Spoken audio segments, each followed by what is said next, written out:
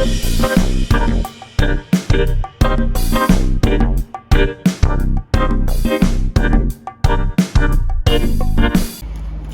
hello there. It is your mom of three in NYC.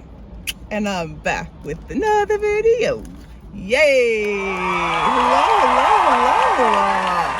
Hello. If this is your first time on my channel, hey, how are you? What's going on? It is awesome to welcome you to my channel. My name is Taneza. I am the mother. Three busy kids between piano and cornet and hip-hop dance and baseball and basketball. My kids are so busy, but I'm here for it. I absolutely love it. All right, for all of my returning subs, hey boo, my A1 day ones.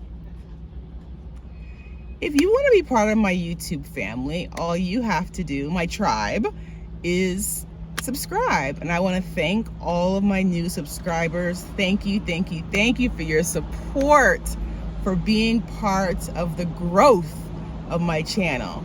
I appreciate you. I sure do. All right. I don't know. I think I just had, like, why do I have so much energy? I'm like, oh, I just had an iced green tea. What am I so full of energy for? All right, tribe, let's get started. This is a review of Married at First Sight, season 16, episode 15. Married at First Sight, Nashville. Let's just jump into it, okay? All right. So this episode, tribe, we have guest expert Devon Franklin. If you did not or were not familiar with him, he is a pastor, a relationship expert, and he was married to Megan Good for, I believe, 11 years. So he sits down with Jasmine. Jasmine has not expressed to Airris how she really feels. She was able to do that with the women when they had their meetup to make cocktails, but she has not been able to do the same with Airris. Her trauma was being the new girl growing up, and she was basically bullied for 3 years straight and never told anyone. And so there might be some correlation between how she was silent then and she's silent now. Devon tells Jasmine that you really do not want to live in a fantasy. You should really talk to Airris. Tell him exactly how you feel. Ask him exactly what you want to ask him. Jasmine fears the response, but Devon made he dropped some good nuggets, you guys. I was like, oh, that's a good nugget. You can't control someone else's response, but walking around holding these things under the surface is not healthy for you.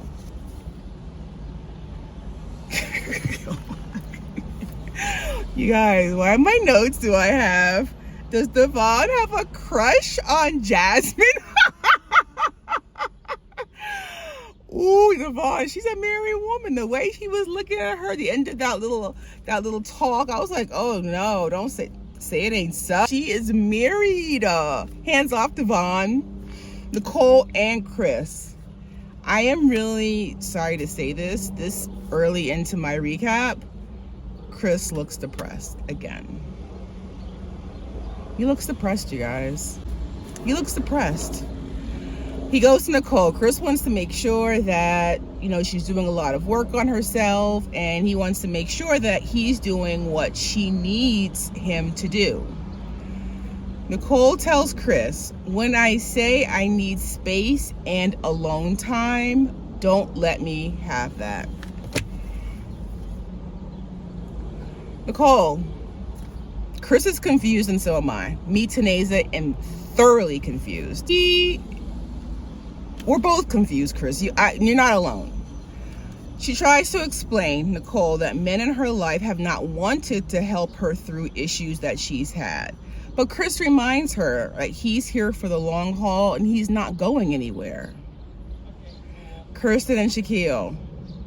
Nina, Shaquille's mom, FaceTimes Kirsten. Kirsten asks Shaquille's mom, Nina, how she can be there for him.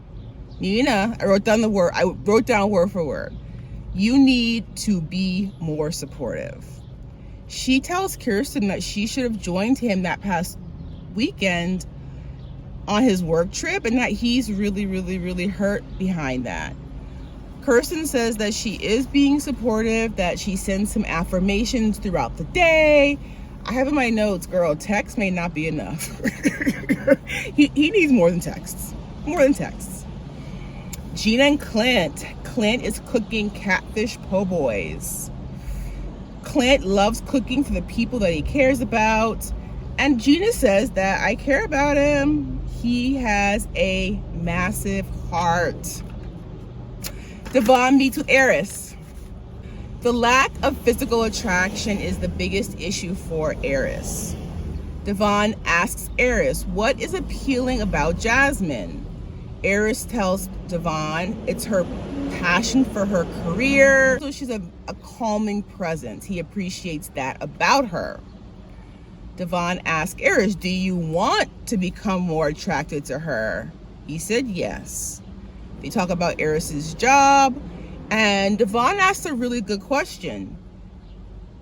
Are you putting the same effort that you put in your job into your marriage? And his answer was no. Airris talks about what he wants. You know, he really wants to share his life with a partner, and he really wants to have kids. And Devon tells him, like, man to man, you have a wife that has the potential to give you everything that you want, but you're not putting in the effort.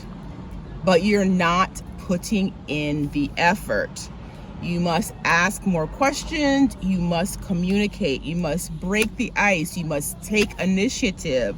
You must verbalize to her what your commitment is to her. If you do not, you will regret it. Couples get together for a whiskey tasting and some dance lessons, some country dancing.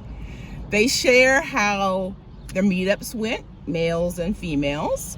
Nicole annoys me in this scene, you guys. I'm gonna tell you why. She comes across like she's an expert and she's not. And it's not what she's saying to Airris, it's the way that she says it. Tells Airris that he has to try harder, and I feel like he may feel picked on. I really do. The girls all talked, and I get it, she's standing up for her friend, but the way she did it, not here for it. Not here for it at all. Shaquille speaks up about suffering in silence. Nicole, again, this is now couple number 2 that you're butting yourself into.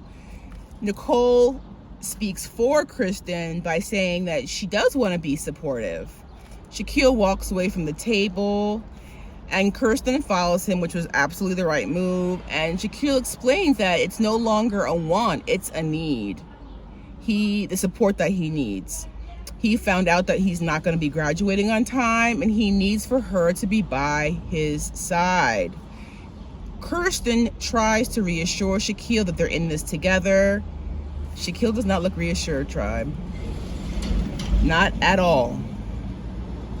Jasmine brings up that Kirsten is ready for some physical attraction. And that all you gotta do, Shaquille, is be more assertive. This next part, tribe, I was not expecting at all.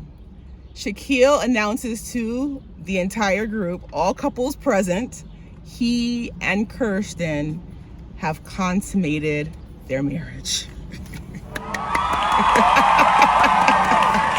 It's so cute how everyone's like so excited for them. Clint is lit, I have my notes. He's got a new accent and he gives his dancing his all. That's one thing I'll say about Clint. Clint really frustrated me early on, but he is a good time and he likes to have a good time. All the couples are dancing after the whiskey tasting, except Jasmine. And it was really sad to see, like, she's like on the sidelines of the dance floor. Airris is boogieing. Airris is getting down with the dance instructor. Jasmine has had enough. She leaves. Airris follows her and tries to explain himself that he did not do a good job of the dance class and that the instructor was just trying to help him. I think Jasmine being fed up, having talked to Devon, and having a little bit of liquid courage, the alcohol, she stands up for herself. She's over it and she leaves. Then we're seeing, I think through like the camera in their apartment, someone sleeping on the couch. You don't know who it is until the next morning when Jasmine wakes up in her bed. So Airris sleeps on the couch that night. Dr. Pepper visits. Jasmine tells Dr. Pepper about the country dancing instructor pulling Airris to dance. And Airris says that the storm out made it a scene and it was not warranted. Dr. Pepper just asked straight up, do you see a possibility for this marriage? Airris said yes. He wants moments of dating to last longer. Airris can nurture a more safe environment. Jasmine hopes to feel more like a wife and not a friend. They need to form habits of connection, communicate throughout the day, and that small efforts go a great distance. They can also start hugging in the morning again, get rid of this awkwardness between them. Teneza, I do like the expert's real, true support. Both Airris and Jasmine agree to do these things. Seeing Kirsten and Nicole go lingerie shopping. Nicole is insecure about her body shape. Kirsten volunteers to show her some sexy moves. Gina Clint, Dr. Pepper visits. She says, you guys gotta step it up. Gina says that she doesn't even know what she needs. And Dr. Pepper was like, you gotta pick something, Gina. Affirmations. Gina says affirmation to let her know when she's doing a good job. Clint, his need is that she would take some time planning something. Dr. Pepper suggests maybe you could cook him a meal. She was like, no. She was like, no. She was like, don't mess with a good thing, Dr. Pepper. He's like, Clint does the cooking. And so it was really, really funny how quickly Gina didn't dismiss that idea. But anything that you can set up and take the time to prepare ahead of time to show Clint that you really do appreciate him. And she actually suggests 2 movies that they can watch that show that friendship can be a great foundation for a love. Gina says, I appreciate you more than you know. And Clint tells Gina, I do appreciate your entrepreneurial spirit. Kirsten and Shaquille are not on the same page. Devon visits them. He asks, straight up, do you feel supported in the marriage? Shaquille says no. He asks Kirsten, do you give support in the marriage in general? And Kirsten says that yes, she does. Devon says that unspoken expectations are relationship killers and resentment will drive a wedge in their marriage. What does support look like? Devon asks Shaquille. Shaquille says to see me in my element at work. And then Devon made a really good point. Don't discount the support that Kirsten has given or is giving you. Kirsten says that she is very supportive as a daughter, a sister in past relationships, and that it does come in time. Devon reminds Kirsten and Shaquille that our own narratives work against our marriage. Nicole and Chris, Reverend Cal visits them. Nicole needs therapy. I mean, I know she's in therapy, she needs more. He doubled their sessions. Whatever she's doing once a week, she needs to go twice a week. If she's going twice a week, she needs to go 3 times a week. Her new hang up is that Chris did not pick her.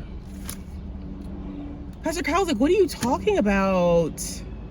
Of course he picked you. You guys both answered extensive questions about what you are, who you are, and what you want. And you were the answer to his questions. Of course he picked you.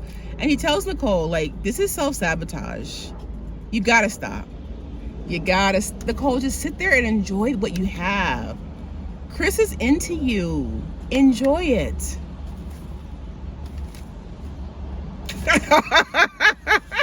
What a way to end. What a way to end. But that ends the episode this week, you guys. Leave any comments that you have. Do you agree with me? Do you disagree with me? And I look forward to seeing you in our next review. Bye for now, tribe.